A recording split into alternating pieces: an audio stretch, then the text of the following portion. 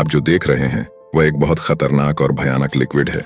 दरअसल ये ब्रोमीन है, जिसका गैस आपके लंग्स और स्किन को खतरा पहुंचा सकता है। इसकी सबसे बड़ी बात यह है कि यह अपनी हाई रिएक्टिविटी के कारण प्रकृति में फ्री नहीं पाया जाता है, बल्कि ये पृथ्वी के क्रस्ट, समुद्री जल और खारे पानी की झीलों में पाया जाता है। और ब्रोमीन का एल्यूमिनियम से कोई अच्छा रिश्ता नहीं है। जैसे कि आप इस वीडियो में देख सकते हैं कि जब एक एल्यूमिनियम फॉयल को थोड़े ब्रोमीन पर डाला जाता है तो यह थोड़ी ही देर में एल्यूमिनियम को खत्म कर देता है। ऐसी ही चीजें जानने के लिए फैक्टिशन के साथ जुड़े रहें।